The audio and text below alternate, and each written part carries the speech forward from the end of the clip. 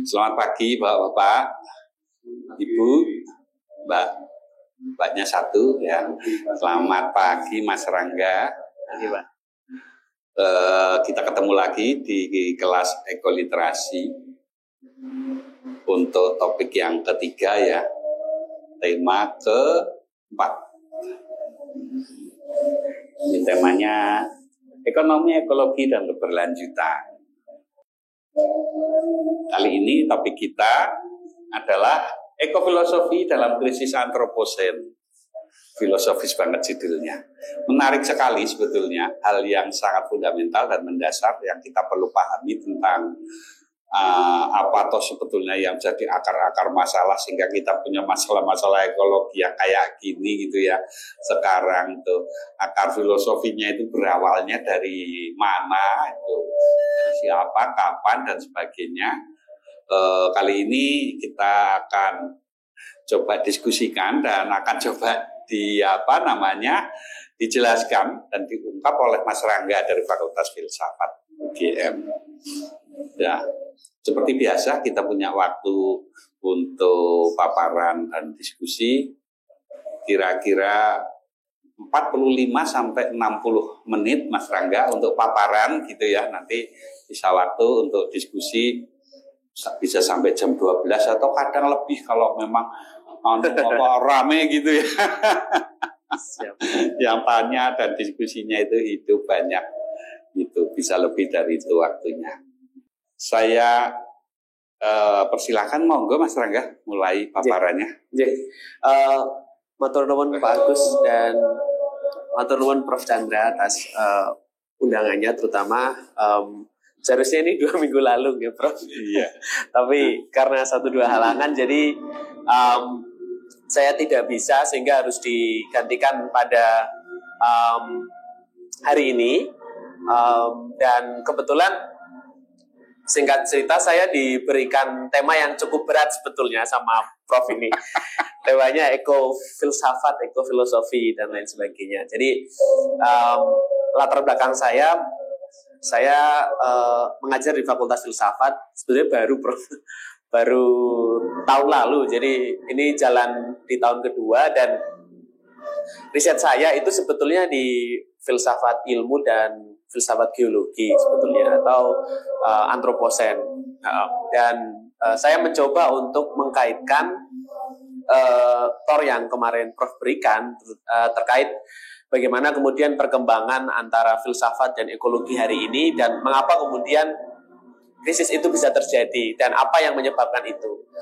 Nah, harapannya pada pagi hari ini atau menjelang siang, saya bisa menyampaikan beberapa poin-poin penting mengapa kemudian ekofilosofi hari ini menjadi salah satu subjek atau materi yang menarik dan bahkan di beberapa kalangan akademisi sekarang sudah mulai dilirik menjadi sebuah subjek tambahan ketika membicarakan antara hubungan diri kita dengan alam dan seterusnya. Nah, pagi hari ini saya mengangkat judul tentang ekofilosofi dalam krisis antroposen. Singkat cerita adalah tentu perlu perkenalan dulu dengan apa itu filsafat, meskipun mungkin di sini Bapak Ibu sudah familiar, tapi intinya adalah yang ingin saya tekankan, filsafat mencoba untuk memberikan semacam refleksi, terutama pemikiran kritis, bagaimana kita melihat aspek-aspek dalam berkehidupan kita, realitas, pengetahuan, dan lain sebagainya.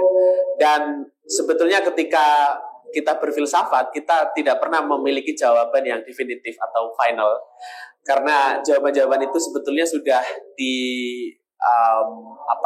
sebenarnya sudah mulai terjawab satu persatu dengan adanya spesialisasi ilmu. Jadi misalnya kita ingin bertanya apa itu konsep psikologis, itu akan dijawab dengan baik oleh teman-teman kita yang bekerja di bidang ilmu psikologi. Tapi filsafat hanya berusaha memberikan pertanyaan-pertanyaan secara terus-menerus. Dan inti dari filsafat sebetulnya adalah mencintai kebijaksanaan. Jadi kalau ada orang berfilsafat tapi arogan dan lain sebagainya, itu perlu untuk dipertanyakan. Memang ada tendensi bahwa konsep-konsep filosofis itu konsep-konsep yang radikal di luar dari hal-hal yang umum. Tetapi kadang-kadang ketika kita mendengarkan kata filsafat itu ada suatu hal yang menyeramkan, menakutkan, klinik atau apa, karena di dalam filsafat kita juga berbicara soal metafisika, epistemologi dan sebagainya. Tapi metafisika bukan metafisika goib Bapak Ibu, tapi metafisika dalam artian dibalik dari yang fisik kita harus memikirkan ulang. Misal ini laptop, di balik laptop itu apa, maksudnya di baliknya mungkin ada konsep-konsep tersembunyi, mungkin ada hal-hal yang berkaitan dengan pengawasan, privasi dan lain sebagainya, itu yang kemudian dilihat.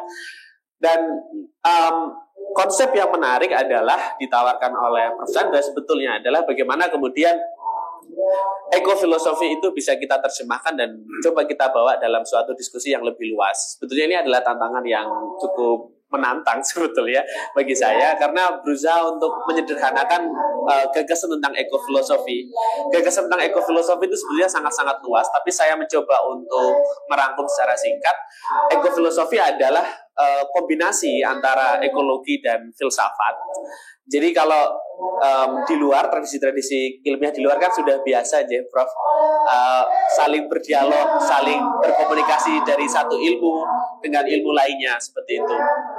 Misal, ekologi secara umum memang berbicara tentang bagaimana cabang-cabang di ilmu biologi mencoba untuk memperlihatkan bagaimana hubungan antara diri kita sebagai suatu organisme dengan lingkungannya, kemudian kedua-duanya saling mempengaruhi satu sama lainnya.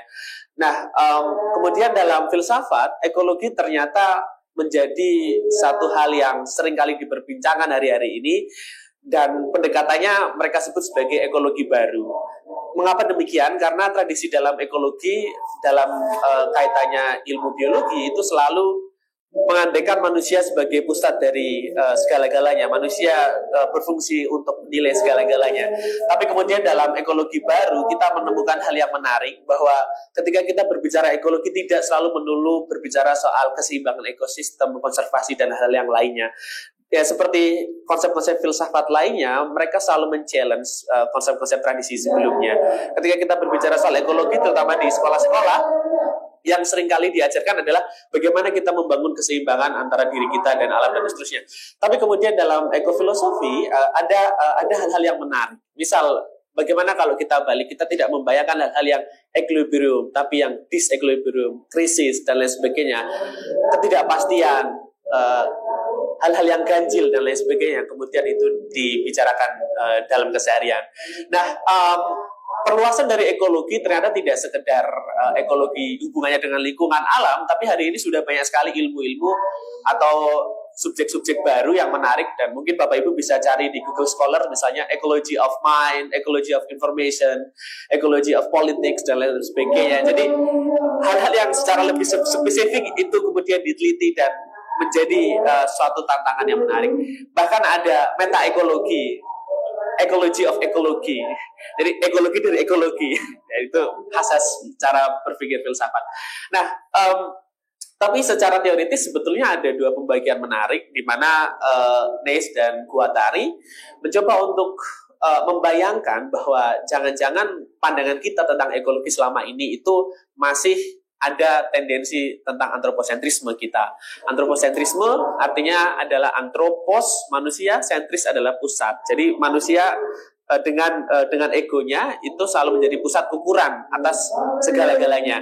Misal kita tahu bahwa mengeksploitasi satu tempat itu adalah suatu hal yang salah, tapi alih-alih karena kita punya orientasi ekonomi tertentu, kita persilahkan dan kita perbolehkan bahkan menerobos hal-hal yang seharusnya itu tidak dibenarkan secara naturalistik, misalnya secara ekologis. Dalam ekofilosofi atau ecological philosophy, maaf, ini ada typo, atau ekofilosofi sendiri, itu seringkali dipahami bahwa hubungan antara percakapan tentang filsafat dan keseimbangan ekologis itu menjadi hal yang menarik. Ada pertanyaan filosofis yang menarik seperti ini. Kapan sih kita sebagai spesies, kita sebagai manusia pernah seimbang dengan alam?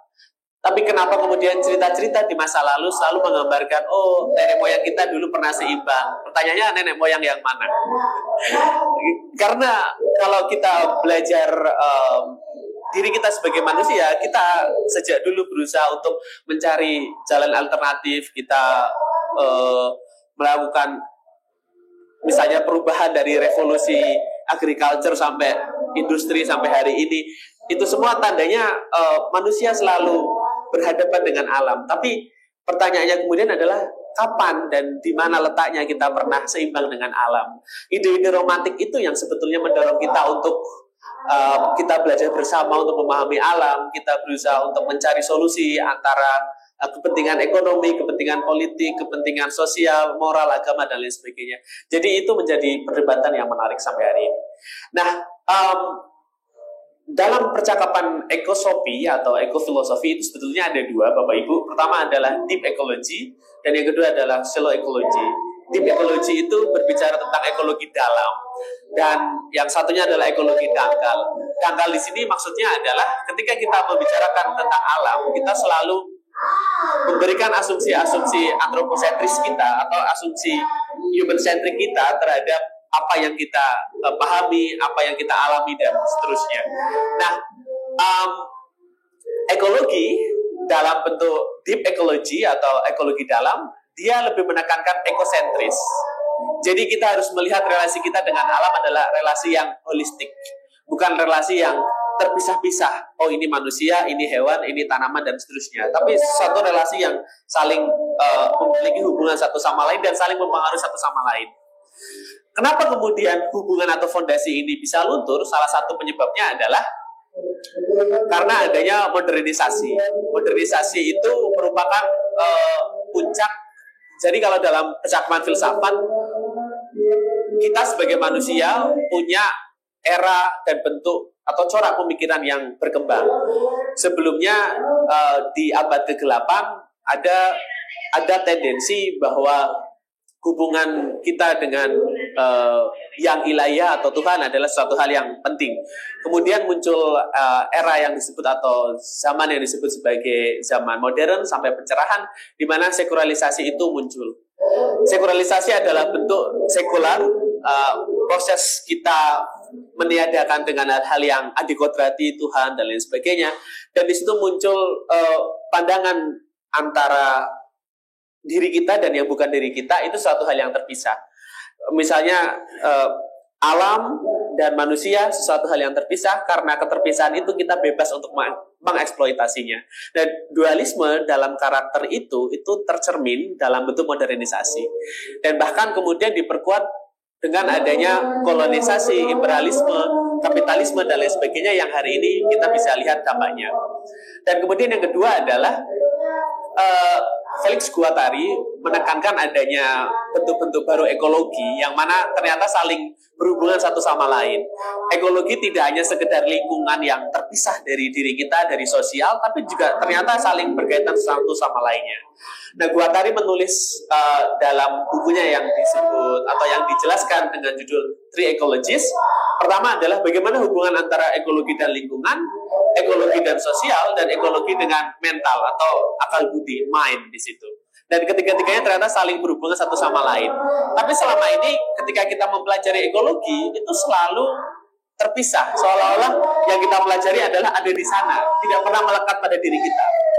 Kalau kita hidup di barat, mungkin percakapan tentang yang sosial, alam itu pantas untuk dieksploitasi. Fungsinya adalah untuk memenuhi kebutuhan ekonomi kita. Tapi mungkin ketika di budaya timur akan berbeda. Alam sesuatu hal yang sakral, sesuatu hal yang harus dilindungi sebagai warisan leluhur dan lain sebagainya. Ya, jadi sebetulnya satu sama lain saling terkait, baik dalam aspek sosial, mental, akal budi, dan bahkan lingkungan yang hari ini.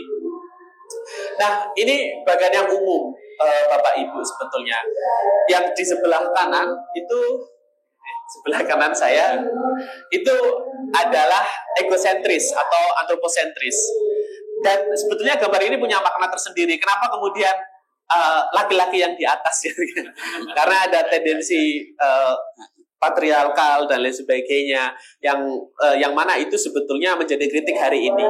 Dan di barat sendiri kesadaran akan kesalahan dualisme modern itu sudah mulai muncul. Mereka dijawab dengan istilah postmodern atau pasca modern, di mana hubungan antara manusia dan yang lainnya itu seharusnya tidak dibayangkan sebagai suatu hal yang hierarkis. Hierarkis ini kan sebetulnya sementara, ya Bapak Ibu. Misalnya kita ingat-ingat lagi saat pandemi, ya kan, pandemi relasi kita tidak lagi di atas, tapi kita takut pada suatu hal yang bahkan kita nggak bisa lihat. Artinya relasi itu kan kemudian sangat-sangat relatif, itu tidak selalu di atas terus, dan lain sebagainya. Jadi hubungan yang harus kita lihat hari ini adalah ekologi yang tidak menekankan lagi pada ego, tapi pada eko atau lingkungan secara holistik. Jadi semuanya saling berkaitan satu sama lain faktanya. Bahkan kalau berbicara dalam konteks filsafat yang lebih mendalam, hal-hal yang berkaitan suara, sensasi, perasaan, dan lain sebagainya, angin, semuanya itu sebetulnya saling kait-mengait satu sama lain. Keadaan diskusi pagi hari ini yang berbeda dari sebelumnya mungkin juga akan mempengaruhi bagaimana kita menangkap pengetahuan dan lain sebagainya. Kemudian kita masuk ke Anthropocene, Bapak Ibu, mungkin ini sebetulnya adalah epos atau kala geologi yang tidak resmi sekali lagi. Kalau kita mengikuti aturan skala waktu geologis, yang resmi adalah Holocene atau Holocene.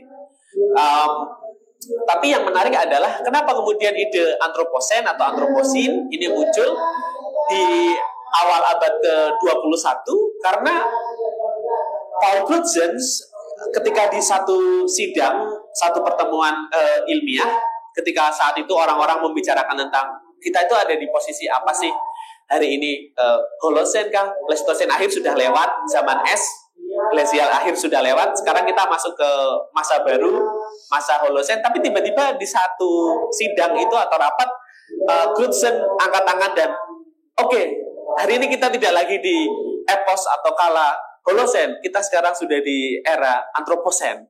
Loh, kenapa Anthropocene? Ya, buktinya adalah struktur geologis terluar itu sudah diubah oleh lanskap semuanya manusia, ada bangunan, ada apa, dan lain sebagainya. Dan nanti akan saya berikan gambar mengapa kemudian Anthropocene sangat menarik untuk diteliti. Tapi di sisi lain, kemudian karena provokasi yang dilakukan oleh Crutzen saat itu juga menimbulkan huru-hara dalam tanda kutip di orang-orang yang bekerja di bidang geologi. Banyak orang-orang yang kontra dengan gagasan Anthropocene karena, loh, bidang geologi kok neliti manusia? Bidang geologi yang neliti sesuatu hal yang sudah terjadi ribuan tahun, ratusan tahun, jutaan tahun yang lalu untuk memastikan kita di satu fase atau skala waktu geologis apa. Loh, kalau orang geologi meneliti soal manusia, apa bedanya dengan antropologi? Apa bedanya dengan sosiologi? Oh, yang kita teliti batu. Memang ada bukti dari manusia. Nah, ini yang jadi kemudian menarik. Dan perdebatannya sampai hari ini itu masih terus berlangsung. Dan yang menarik lagi adalah di Inggris pada tahun 2009 sebuah kelompok riset interdisipliner yang menamakan dirinya sebagai Anthropocene Working Group dibentuk. Grup itu berisi dari berbagai macam klaster, berbagai macam disiplin yang secara bersama-sama mereka mendiskusikan apa sih Anthropocene dan mengapa kita bisa menjustifikasi Anthropocene. Nah, perdebatannya adalah tentang ratifikasi, Bapak Ibu. Kenapa kemudian ratifikasi ini menarik? Karena seandainya Anthropocene itu diterima di kalangan geologi, mungkin akan mengubah semuanya. Mungkin akan mengubah bentuk pembelajaran. Mungkin akan mengubah persepsi kita bahwa, jadi seperti ini, selama ini manusia seolah-olah disingkirkan dalam percakapan geologi. Seolah-olah masyarakat atau manusia disingkirkan dari percakapan ekologi dan geologi yang ada di dalamnya. Seolah-olah ilmu geologi secara objektif meneliti hal-hal yang ada di luar dari manusia. Padahal hari ini manusia itu sudah berganti nama, bukan lagi sebagai species being, tapi menjadi ecological agent. Jadi dia juga menjadi agen geologis sekarang. Jadi manusia bukan lagi agen sosial, tapi lebih dari sekadar itu. Dan perdebatannya sampai hari ini, bahkan di tahun 2021 kemarin, masih gagal untuk membuktikan kapan dan di mana Anthropocene itu terjadi. Misal Holocene dan Pleistocene akhir kita bisa cari ketika buktinya dalam sedimentasi glasial itu terbukti. Tapi menurut saya ketika ini diratifikasi ada sesuatu hal yang menakutkan menurut saya. Berarti ada bukti-bukti yang sudah tersedimentasi, mungkin fosil-fosil teknologi seperti handphone atau hal-hal yang lain teknofosil, plastik yang sudah membatu, itu mungkin bisa menjadi satu bukti bahwa kita itu juga ikut urun dalam percakapan skala waktu geologi. Kalau kita melihat di pembagian sedimentasi, itu kan bisa kita lihat tracingnya kan, berbeda-beda setiap zaman. Nah, kuncinya adalah kemudian percakapan hari ini ketika kita berbicara soal antroposen, semua ilmu mencoba untuk menjelaskannya dengan sudut pandang masing-masing. Dari perspektif geologi sebagai kunci, mereka merasa bahwa antroposen perlu diformalkan, antroposen perlu dijelaskan. Bahkan para ahli, mereka membentuk pendekatan stratigrafi baru yang disebut sebagai teknostratigrafi untuk membuktikan bagaimana sedimentasi dari teknologi. Misalnya teknologi bisa kita simpulkan plastik, kita bisa cari mikroplastiknya, dan kita bisa cari. Tapi permasalahannya adalah untuk mengubah satu transisi skala geologi tertentu, itu harus perlu sinkronik global.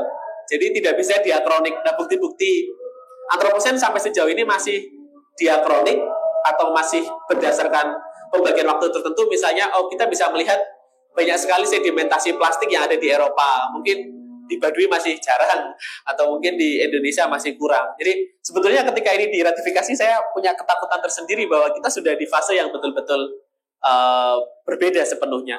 Atau kalau dalam percakapan orang-orang yang kontra dengan antroposen, mereka berbicara, ya mungkin antroposen bisa dijustifikasi ketika manusia sudah tidak ada. Mungkin oleh AI, oleh alien yang mendarat atau siapa. Oh, ini tuh era manusia dulu gitu dan sebagainya. Tapi itu hanya percakapan imajiner. Nah, yang menarik dari antroposen, kenapa kita berbicara ekofilosofi, adalah antroposen mencoba untuk melihat bahwa permasalahan ekologis hari ini adalah bukan permasalahan ekologis yang terpisah dari hubungan kita dengan alam saja, tapi ada hubungannya dengan banyak hal, dengan ekonomi, dengan politik, dengan kebudayaan, dan lain sebagainya. Ini adalah chartnya, Bapak Ibu, dan sampai sekarang masih belum ada, karena memang masih belum bisa.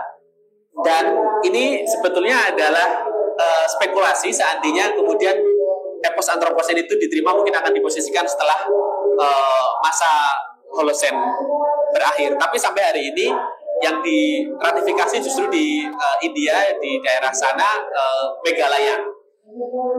Oke, ini adalah formalisasi epos antroposen, dan ini masih perlu pembuktian yang panjang. Misal kepunahan megafauna, kapan pertama kali manusia melakukan pendekatan agriculture, produksi beras, kemudian kolonisasi, revolusi industri. Bahkan ada orang yang beranggapan, atau beberapa ahli beranggapan, bahwa kita bisa mendeteksi kapan antroposen ketika pada fase pasca Perang Dunia Kedua di tahun 1960-an, atau yang disebut sebagai the Great Accelerations.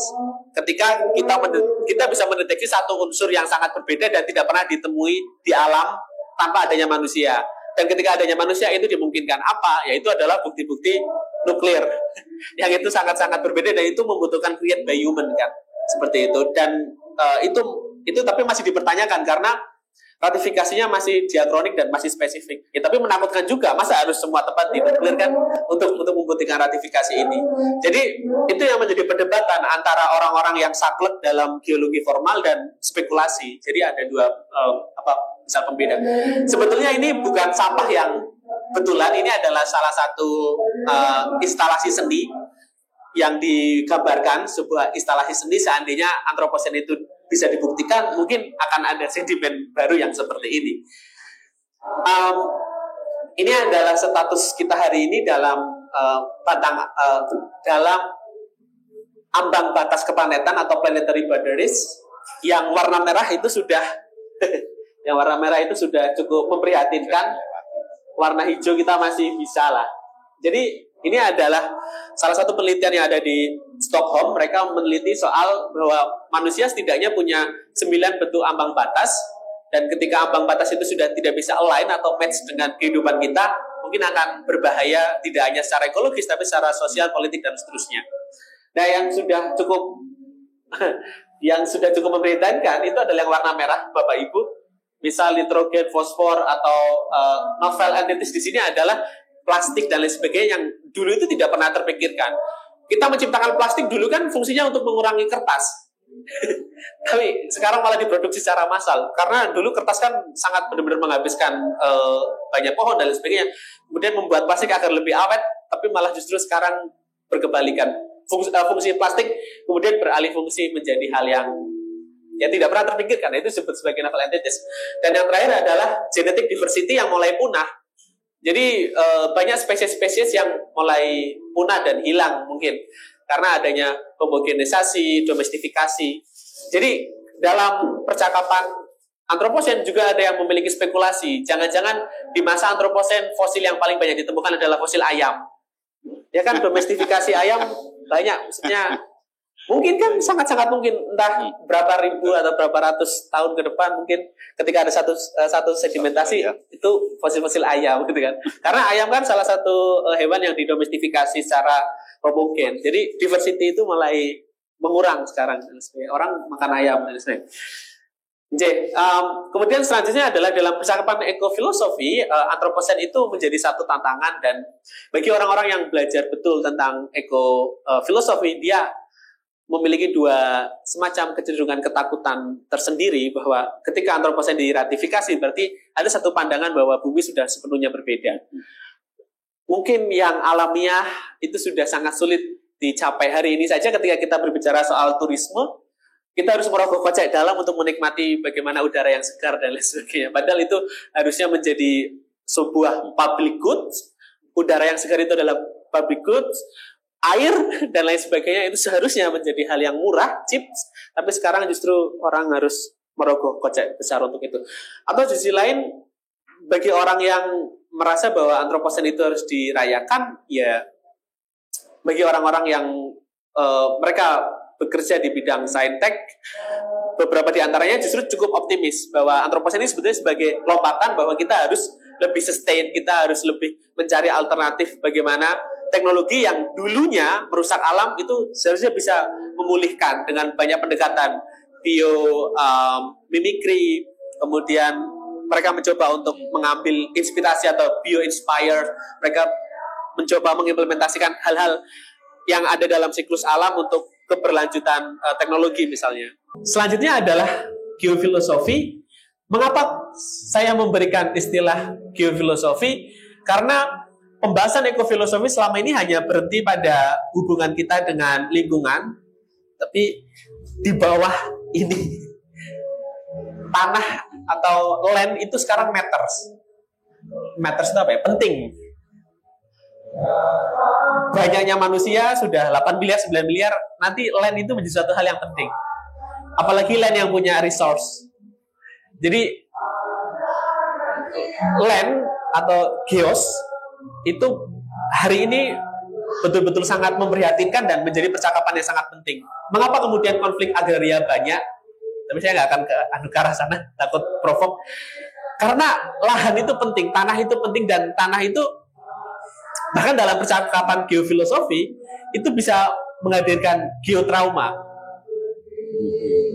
Perang, ketika kita dalam kondisi perang, kita melihat rumah, home, bangunan itu bukan lagi bangunan, tapi reruntuhan.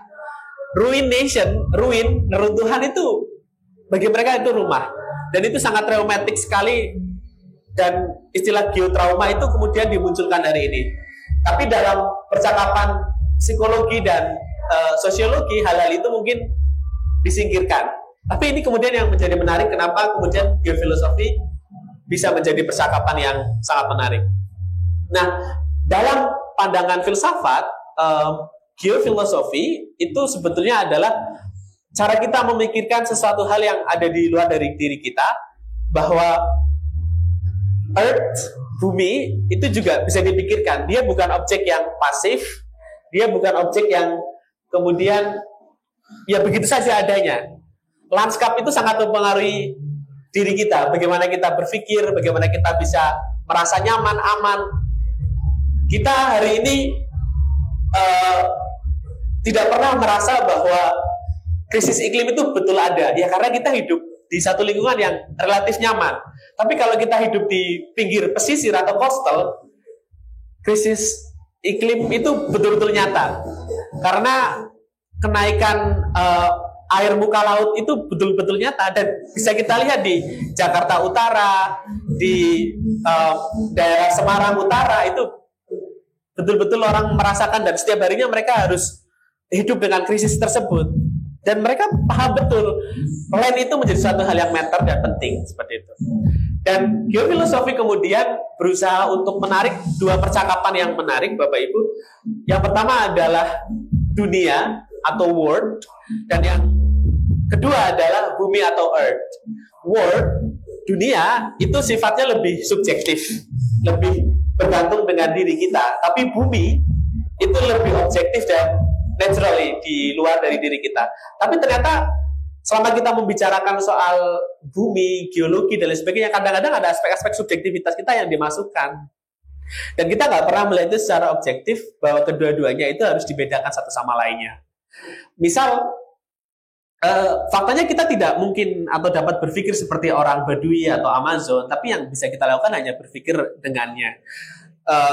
Mengapa? Karena orang Badui, orang Amazon, orang Jogja, orang Semarang, dan lain sebagainya, mereka punya dunia yang berbeda satu sama lainnya. Tapi mereka hidup dalam bumi yang sama. Mengapa kemudian permasalahan iklim sulit untuk diatasi? Karena ada banyak dunia-dunia yang punya kepentingan yang berbeda, tapi sebetulnya ancaman atas krisis buminya itu sama sebetulnya. Dan dengan melibatkan pendekatan dari eko ke geofilosofi, yang bisa kita lihat adalah bahwa ada semacam jadi kalau dalam filsafat itu ada istilah aneh-aneh, tapi di sini ada semacam strata yang mungkin akan muncul kemudian. Pertama, mungkin secara organik kita bisa kategorikan itu sebagai aspek yang biologis, yang inorganik kita bisa kategorikan itu sebagai geologis misalnya. Nah, tapi yang satu lagi dalam pendekatan geofilosofi, dia melihat ada istilah baru yaitu aloplastik, yang mana plastik itu sangat mungkin terjadi karena adanya intervensi sosial dari kita sebagai manusia, dan itu akan membuat satu strata baru, dan itu akan memberikan gambaran yang berbeda. Nah, ini adalah satu contoh ilustrasi yang menarik sebetulnya, Bapak Ibu. Seandainya antroposen diratifikasi, mungkin akan ada bentuk yang sedemikian rupa. Jadi fosilnya akan berbeda, temuannya akan berbeda, dan akan memberikan konsekuensi ekologis, normatif, dan hukum yang pasti akan sangat-sangat berbeda. Dan seperti itu, ini hanya seni. Jadi pikiran kita terhadap alam itu selalu kita paksakan. Oh, ini mirip dengan manusia. Itu kan sifat-sifat antroposentris kita yang kita lekatkan. Kalau dalam bahasa kebahasan adalah antromorfisme semacam seperti itu. Jadi ada hal-hal yang kita lekatkan. Sebetulnya nggak ada kaitannya. Permasalahannya kemudian adalah satu, artinya manusia menjadi agen geologi hari ini, kita tidak bisa terlepas. Kemudian pasti akan ada internalisasi nilai yang berbeda-beda. Kenapa kita adem ayem tidak ngomongin krisis? Karena kita tidak sedang berhadapan dengan krisis, Bapak Ibu. Tapi kalau orang-orang yang, mohon maaf, hari ini sedang kelaparan, sedang sulit untuk mencari makanan dan lain sebagainya, mereka akan punya gambaran tentang dunia yang sepenuhnya berbeda. Alhamdulillah dan syukur kita masih bisa makan, kita masih bisa hidup dan lain sebagainya dengan lingkungan yang betul-betul mendukung seperti itu. Jadi relasi kita seolah-olah baik-baik saja, tapi di luar dari itu sebetulnya ada permasalahan yang sangat berbeda. Contoh, kita tidak bisa menghakimi satu fase dengan fase lainnya. Misalnya, apakah nilai moral orang yang hidup di era industrial awal itu sama dengan era sekarang atau pasca Great Acceleration? Tentunya berbeda. Saat itu di industrialisasi awal, orang merayakan penemuan tentang batu bara. Orang eksploit batu bara itu suatu hal yang wajar. Tapi hari ini karena batu bara sudah langka, kita harus melakukan transisi energi. Kita harus mencari energi alternatif yang sebetulnya itu sudah ada sebetulnya sebagai sebuah ide dan gagasan. Kemudian kita lakukan itu. Nah, sayangnya adalah moral yang berbeda tersebut dampaknya baru hari ini. Revolusi industri dampaknya baru kita rasakan hari ini. Apa yang kita lakukan sekarang itu tidak langsung terjadi krisisnya, tapi mungkin akan mendatang berapa puluh atau berapa ratus tahun ke depan. Dan pertanyaan kemudian adalah, siapa manusia yang paling bertanggung jawab atas krisis ini? Orang Indonesia, orang Barat, atau siapa? Kemudian pertanyaan tentang tadi yang sudah saya singgung soal banyaknya dunia, tapi permasalahan kita sama, itu adalah satu bumi yang sama, tapi ragam dunia. Relativitas di sini penting untuk kita bayangkan. Kita tidak bisa terlepas dari dualisme Kartesian. Dan yang berikutnya adalah tentang krisis tadi. Istilah krisis ada macam-macam, ada dari secara umum, dampaknya, kemudian secara sosiologis, kemudian secara psikologis. Kalau secara psikologis ini yang menurut saya menarik, karena sekarang ada istilah yang menarik Bapak Ibu adalah ecological anxiety, kecemasan ekologis. Mungkin untuk orang-orang yang hidup 100 tahun yang lalu tidak pernah terpikirkan, tapi untuk generasi saya Bapak, harga tanah mahal, padahal kualitasnya turun. Maksud saya, iya, tanah itu kan makin tahun makin mahal. Generasi yang baru bingung untuk membelinya, tapi kualitas tanahnya mulai buruk, menurun dan lain sebagainya. Mungkin karena dampak penggunaan kimia dan lain sebagainya. Itu terjadi, dan yang saya bayangkan adalah sangat mungkin orang kemudian punya ketakutan tidak hanya secara psikologis dan sosial, tapi juga mungkin ke depan akan ekologis juga. Dan dalam percakapan filsafat sebetulnya adalah kritik atas tendensi antroposentrisme hari ini. Dan subjektivitas kita terhadap krisis itu dibentuk, tadi saya sudah jelaskan sebetulnya oleh diri kita, self, kemudian oleh apa yang membentuknya, konstruks di situ bisa bermacam-macam, latar belakang politik, keagamaan, dan lain sebagainya. Dan yang terakhir adalah others. Others ini selama ini selalu diabaikan. Others ini bisa non-manusia atau yang bukan manusia, bisa hewan, bisa tanaman, bisa tumbuhan, bisa batu, bahkan hal-hal yang tidak pernah terpikirkan sebelumnya. Yang artinya dalam diskusi siang hari ini kita bisa simpulkan 4 hal. Pertama adalah krisis antroposen justru memberikan dorongan bahwa kita harus melampaui apa yang kita bayangkan tentang equilibrium di masa lalu. Karena itu tidak pernah bisa terulang lagi. Dan yang itu kalau sebagai sebuah petuah mungkin baik. Dulu kita pernah selaras dengan alam dan lain sebagainya. Itu kan dulu. Sekarang berbeda posisinya.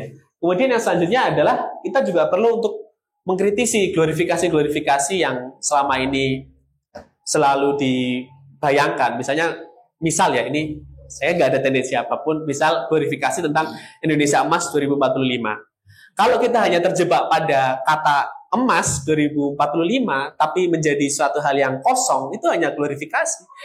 Apa yang mau diisi? Kalau hanya asumsinya adalah surplus demografi, ya demografi yang seperti apa? Kalau demografi seperti angkatan saya yang punya kecemasan ekologis, tidak ada perubahan. Yang ada malah generasi apa? Nggak tahu. Nah, penilaian tentang masa depan ini kan hari ini masih ada gap yang dalam percakapan keseharian itu disebut sebagai permasalahan ketidakadilan. Nah, makanya saya tulis di bagian akhir adalah masalah masa depan antroposen atau krisis antroposen adalah tidak hanya sekedar meratifikasi kapan dari mana itu terjadi, tapi juga berbagai permasalahan yang tak terduga atau uncertain di situ.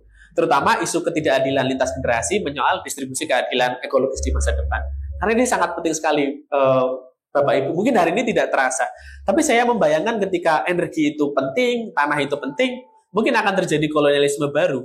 Kolonialisme itu tidak hanya sekedar orang datang, tapi polusi itu dalam pemikiran kritis itu juga bentuk dari kolonialisme baru. Tapi kan polusi datang itu nggak tahu dari mana, itu dari negara mana, dari barat datang ke Indonesia dan lain sebagainya, atau Indonesia berkontribusi dalam bentuk-bentuk polusi yang tidak bisa diindahkan, itu adalah satu bentuk kolonialisme baru sebetulnya.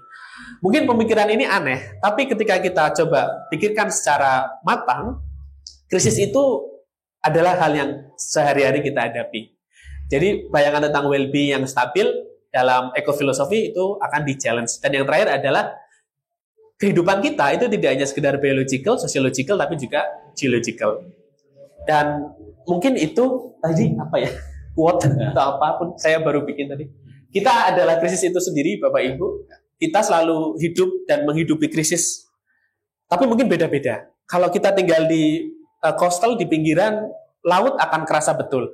Atau kita tinggal di tempat-tempat yang rawan daerah banjir, longsor, kita akan tahu betul itu krisis. Tapi orang-orang yang hidup dalam kemewahan dan lain sebagainya, dia tidak akan betul-betul tahu krisis yang dihadapi. Tapi yang pasti adalah kita sedang berjalan dalam satu krisis yang bersamaan, yaitu krisis iklim global, krisis iklim antroposen yang sebetulnya berjalan bersamaan. Dan selanjutnya adalah bagaimana kita kembali memeluk yang selalu kita lupakan sang lian tadi. Lian itu bisa, monggo Bapak Ibu terjemahkan sendiri, bisa Tuhan, bisa alam, bisa apapun itu. Matur nuwun, mohon maaf waktunya kelebihan. Terima kasih Pak, saya kembalikan ke Pak Agus. Terima kasih sekali Mas Rangga, ini paparannya fundamental sekali ya, hal-hal yang dibongkar dari akarnya. Saya kira akan menjadi diskusi yang menarik ini mestinya nantinya. Baik, beberapa ringkasan tadi saya coba buat ya atas apa yang disampaikan oleh Mas Rangga. Jadi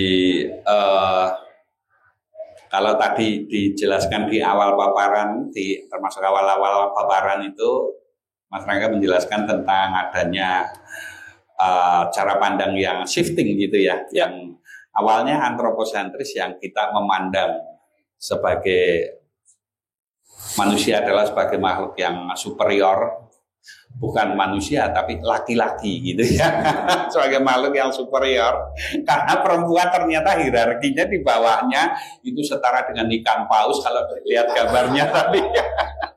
Kebangetan itu ya. Kebangetan itu. Nah, jadi antroposentrisme itu ternyata hierarkis ya. Dan hierarkis itu berarti di situ ada apa namanya, ada sekat-sekat gitu ya. Dan kemudian manusia melahirkan ya, memikirkan kembali apa ya bener gitu ya, bahwa posisi kita itu seperti itu, terus lahir sebuah paradigma baru yang kemudian kita sebut sebagai ekosentrisme. Ya, ekosentrisme itu mungkin ada kaitan erat dengan ekofilosofi yang kemudian lahir,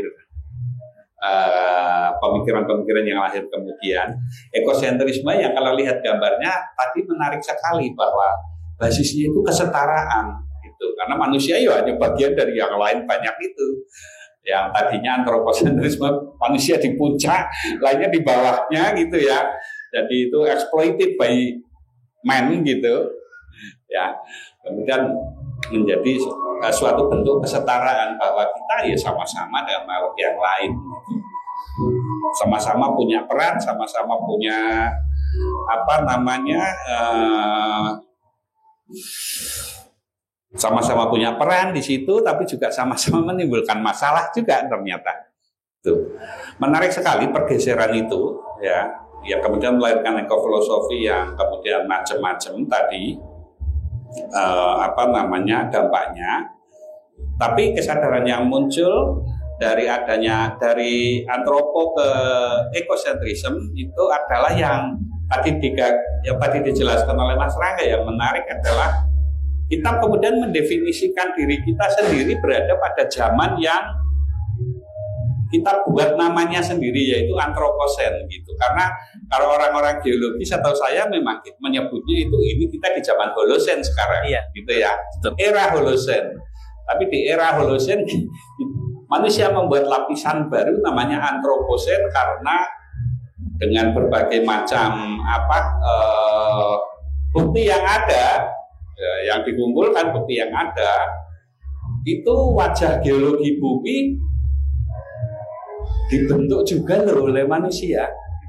Suatu saat kelak entah kapan, berapa juta tahun yang lalu, berapa juta tahun kemudian atau berapa ratus ribu tahun kemudian, mungkin kita bisa menemukan di lapisan-lapisan geologi bumi ada fosil plastik gitu ya, ada fosil apa gitu, kemudian fosilnya didominasi oleh ayam dan sapi mungkin. Didominasi oleh itu yang tadinya itu makhluknya macam-macam di lapisan tertentu, itu kemudian loh kok tinggal ayam, manusia, sapi, plastik dan sebagainya fosilnya. Fosilnya hancur Pak, dari geprek. Nah ini lagi nih, fosil ayam ada fosil ayam geprek juga. Ada geprek, ada penyet, ada. Ya, menarik sekali. Dan pertanyaan terakhir yang sangat menggelitik itu tadi adalah siapa yang paling bertanggung jawab atas krisis antroposentrisme ini? Dan krisis ini memang dirasakan sudah terjadi. Tadi Mas Rangga sudah mengaku ada ecological anxiety yang dirasakan gitu ya. Ya ada apa? Tadi ecological anxiety atau apa tadi itu ya? Ada. Ternyata generasi masa kini itu punya kecemasannya sendiri yang berbeda dengan masa kita. Dan kecemasannya itu mungkin untuk generasi saya paling tua ya.